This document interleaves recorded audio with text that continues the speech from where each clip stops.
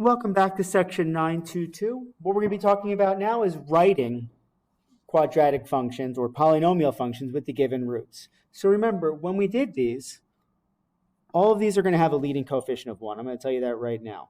So it should be in the directions it's not. What we're going to do is we're going to remember, subtract the zeros from x. So what we could do is that f of x equals, now this is a little bit trickier, it's x minus the quantity of 2 plus I, x minus the quantity of 2 minus I. And what I'd like to do is I'd like to rewrite them. So it's going to be x minus 2 minus I, x minus 2 plus I. So now we can multiply the two trinomials. So x times x is x squared. X times negative 2 is negative 2x. X times I is plus xi. Distributing the negative 2 minus 2x plus 4 minus 2i. Distribute the negative I, so we get negative xi plus 2i minus I squared. Now, it looks a little bit messy, but you'll see that some nice things actually happened. The xi and the negative xi cancel out. The negative 2i and the positive 2i cancel out. And this negative I squared at the end is negative 1 times negative 1, which is a positive 1. So we combine, we get x squared minus 4x plus 5. That's our polynomial with those given zeros. Problem number 16. Let's try another one. F of x equals, once again, x minus the quantity of 3 minus 5i, x minus the quantity of 3 plus 5i. Clean it up. F of x equals x minus 3 plus 5i, x minus 3 minus 5i. So what we can do is we can multiply. So I'm going to distribute the x, the negative 3 and the 5i. So I get x squared minus 3x minus 5ix. Distribute the negative 3. So negative 3x plus 9 plus 15i. Distribute the 5i. So we get plus 5ix minus 15i minus 25i squared. So as we go through, we can see the 5ix and the negative 5ix cancel. The 15i and the negative 15i cancel. And that negative 25i squared is negative 1 times negative 25, which is a positive 25. So f of x equals x squared minus 6x. And then it's going to be 9 plus 25, which is 34. There's the polynomial with those given zeros. Now, I'm going to change number 17. I'm also going to add another 0 of 3. So what we would do here, this is not going to be a quadratic, this is going to be a cubic because we have 3 solutions. But f of x equals x minus the quantity of negative 4 plus I, x minus the quantity of negative 4 minus I, and then for the last one, it's x minus 3. So I'm going to clean it up. F of x equals x plus 4 minus I, x plus 4 plus I, and x minus 3. Now, order doesn't matter for multiplication, usually, but for this one, it does. We want to multiply the trinomials first.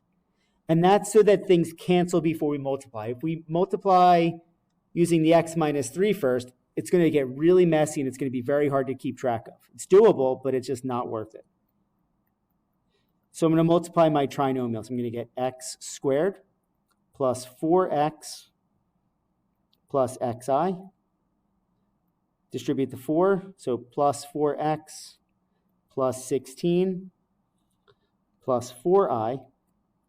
Distribute the negative I, so I get minus xi minus 4i minus I squared.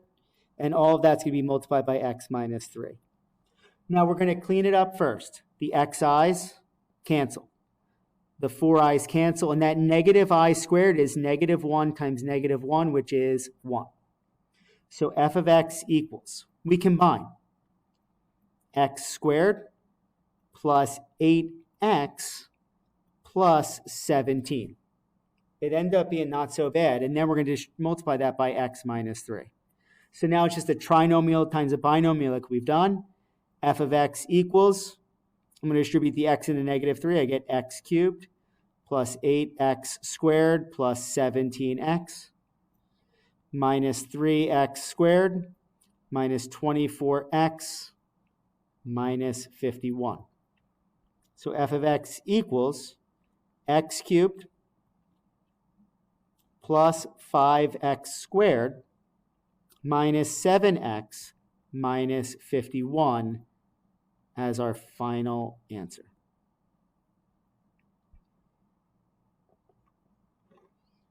And for number 18, these have an imaginary and an irrational.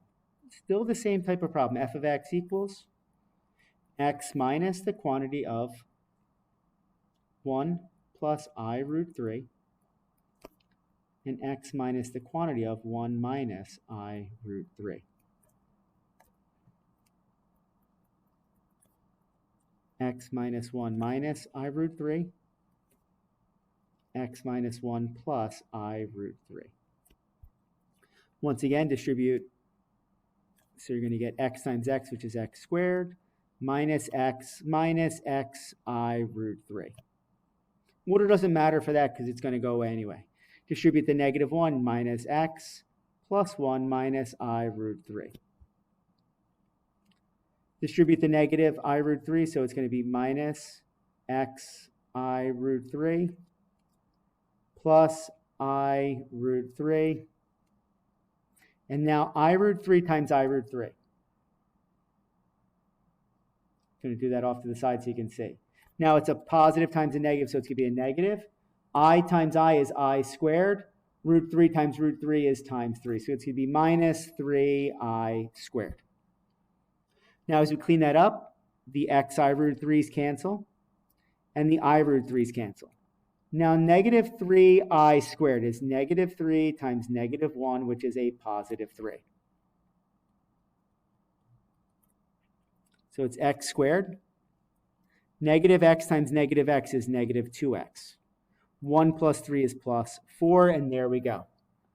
All that to get that trinomial.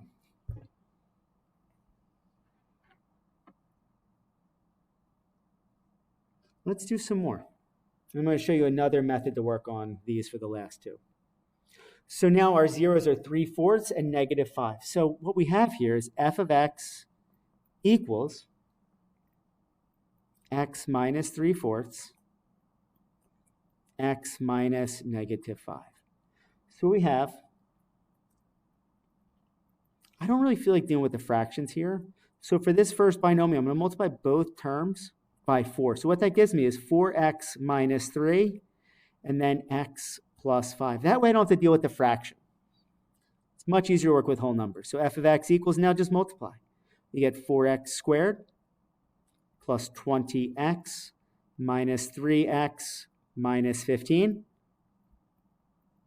Combine 4x squared plus 17x minus 15.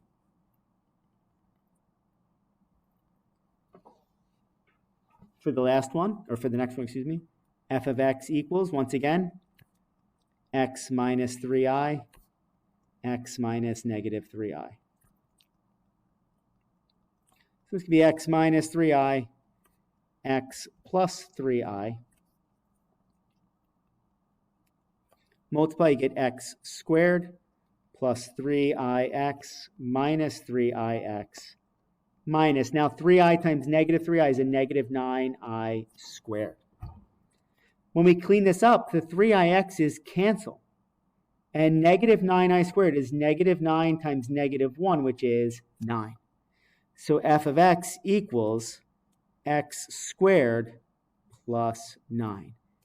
And that's our final answer. Now here's another method. This is kind of interesting. We have our zeros of 5 plus 2i and 5 minus 2i. So what we can do is we can think about that as being x equals 5 plus or minus 2i. Now I'm going to isolate the 2i. So I'm going to subtract 5 from both sides. So I get x minus 5 equals plus or minus 2i. Now I want to get rid of the I, so I'm going to square both sides because I squared is negative 1. So I'm going to square both sides.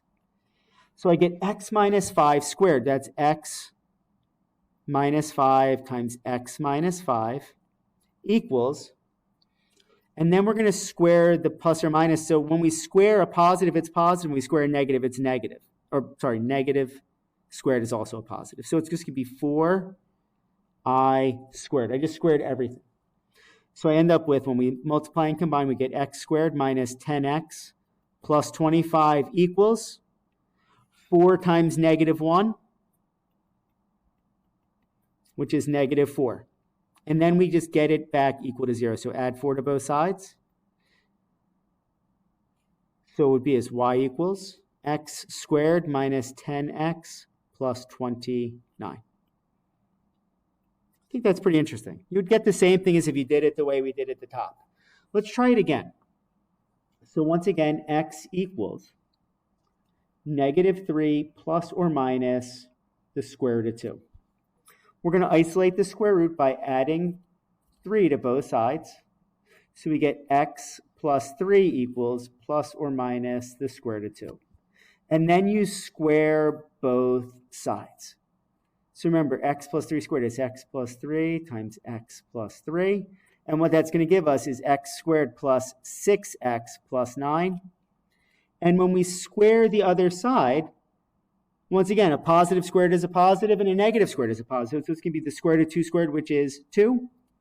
Subtract 2 from both sides, and then it's just going to be y equals x squared plus 6x plus 7. And there's our polynomial function. And there we go. That's a new method there. Whatever method you're more comfortable with is the one you want to use. Thank you for your time. I'll see you in the next video.